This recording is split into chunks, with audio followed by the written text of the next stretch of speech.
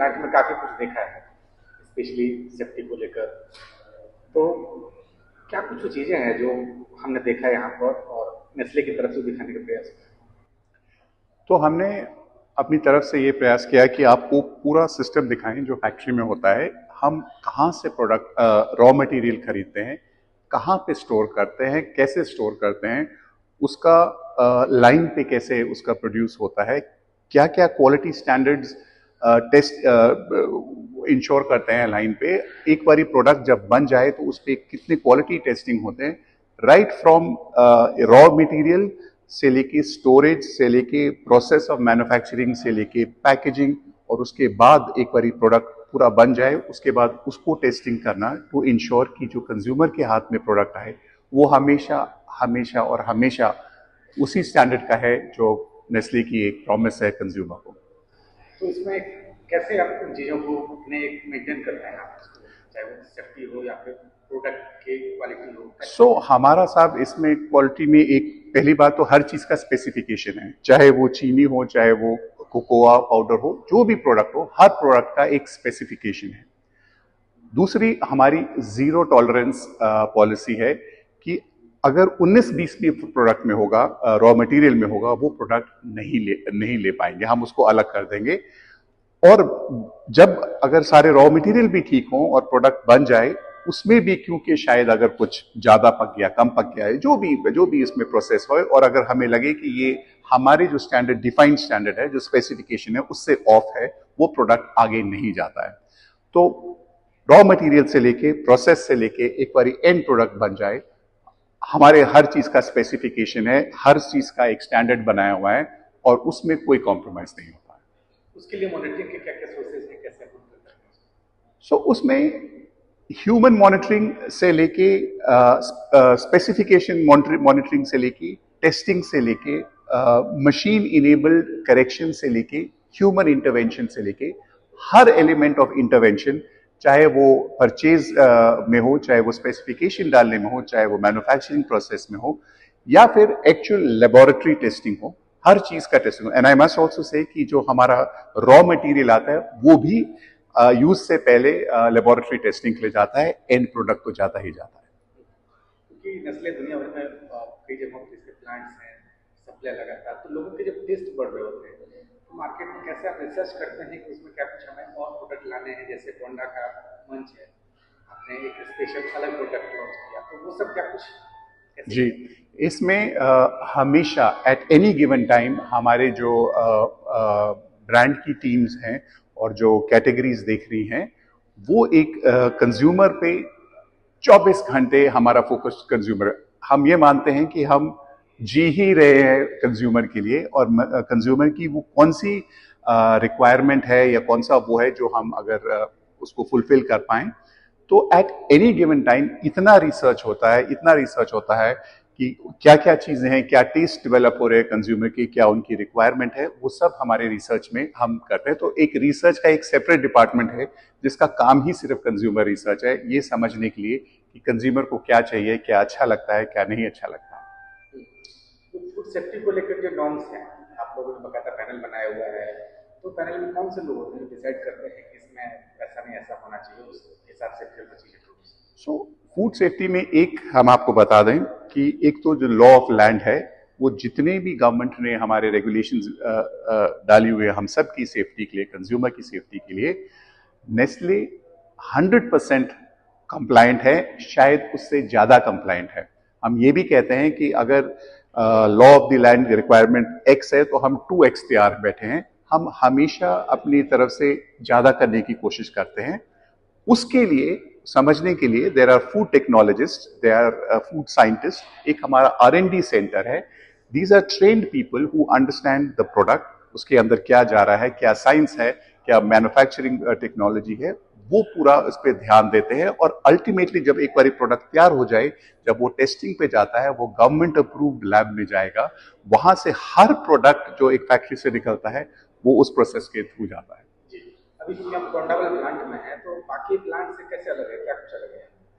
देखिए, ये तो चॉकलेट प्लांट है, तो इसका मैन्युफैक्चरिंग डिजाइन भी चॉकलेट के लिए हुआ है।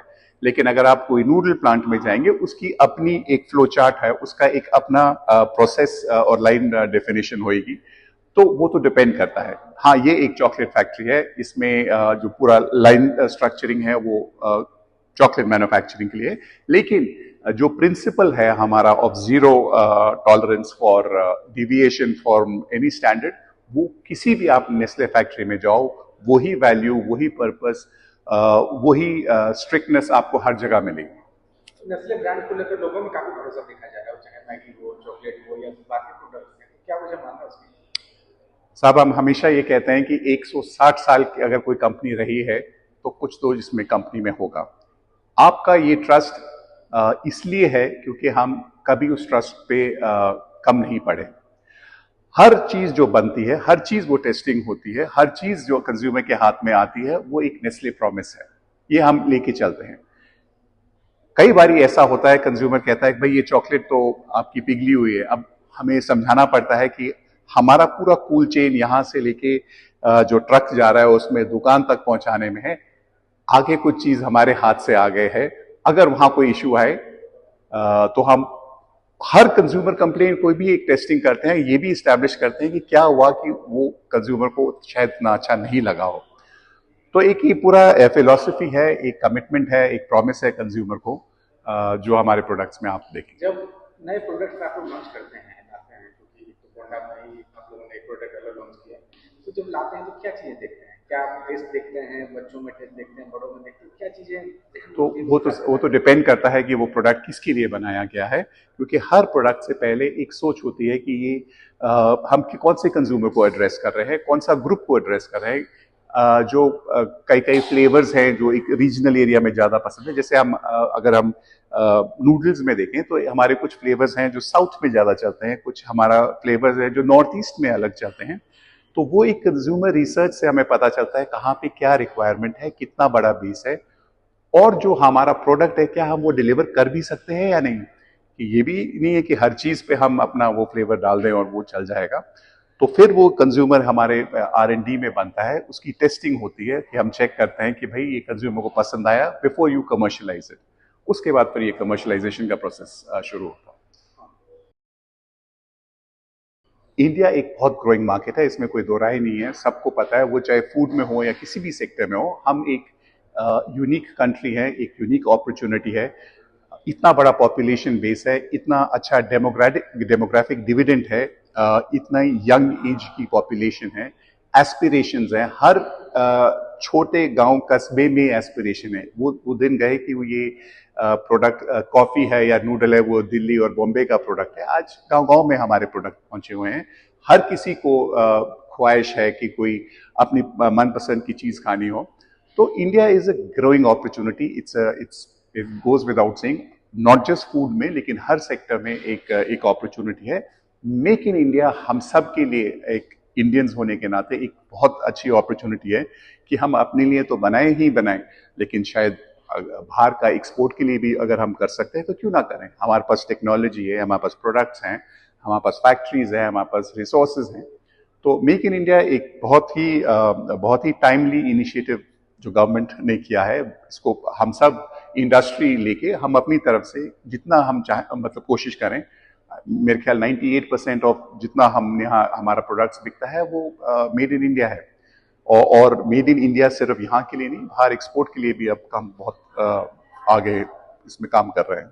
यहाँ देश में कितने लाख लोगों को या कितने हजार लोगों को नेस्ले की तरफ से नौकरी मिली हुई है, या डायरेक्टली इनडायरेक्टली इन्वॉल्व? कहाँ पे? सॉरी, नेस्ले में डायरेक्टली या इनडायरेक्टली तौर पर? देखिए, मैं इनडायरेक्टली तो मैं आपको डायरेक्टली आपको बता सकता हूँ कि करीब 8,600 का नंबर है, प्लस माइनस जो होगा वो तो यहाँ का नंबर है।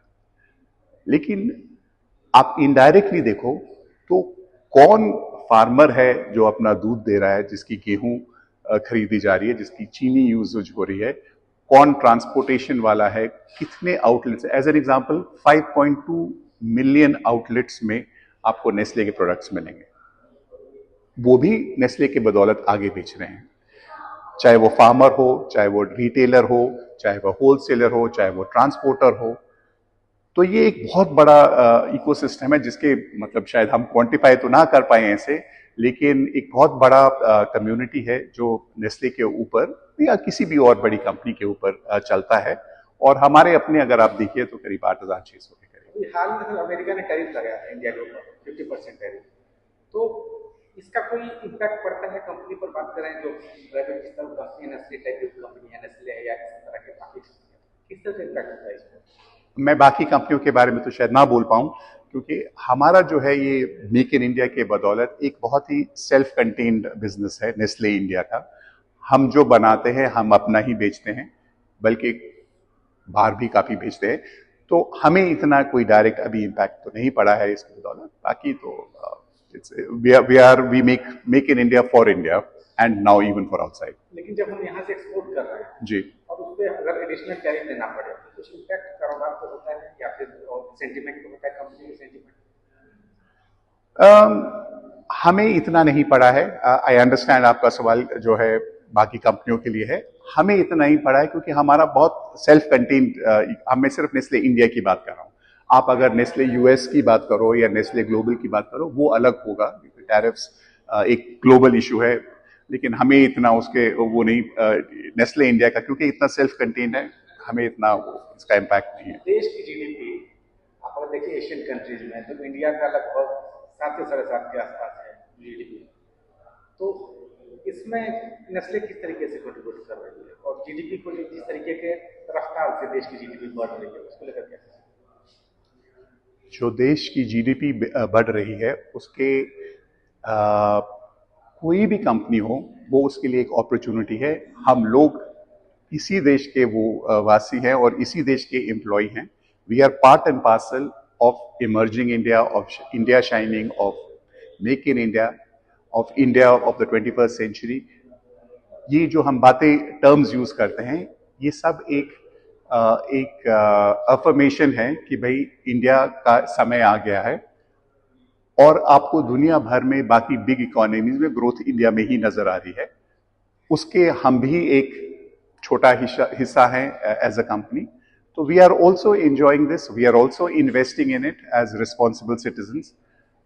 Nestle India after all is an corporate Indian citizen, तो we are also very proud and part of. एक तो सवाल और सर, हाल में देखा हमने कि कई कंपनियां जो है शिफ्ट होकर चाइना से इंडिया आई है, तो इस तरह के शिफ्टिंग जो कि बड़ा हब माना जा रहा था चाइना, तो ये क्या वजह है? क्योंकि इससे 6 गुना ज्यादा बड़ी इकोनॉमी है चाइना, लेकिन उसके बाद अगर इंडिया की तरफ ये रुझान है तो क्या वजह? वो तो एक बड़ा इशू है चाइना का और उसका, क्योंकि शायद हमारे फूड सेक्टर में इतना इसका रेलेवेंस नहीं है, क्योंकि जो खाने का कंपनीज है वो बहुत लोकलाइज बिजनेस होता है। आप शायद जिनकी बात कर रहे हैं वो ऑटोमोबाइल्स हुआ या हेवी इंजीनियरिंग हुआ, जहां चाइना का बड़ा पीस था, they will be more impacted. I may not be qualified to talk about that, but in food business, because we were not too dependent either as consumers there or in terms of import, तो हमें तो इतना से वो नहीं। और government की तरफ से इस फूड बिजनेस में किस तरह के और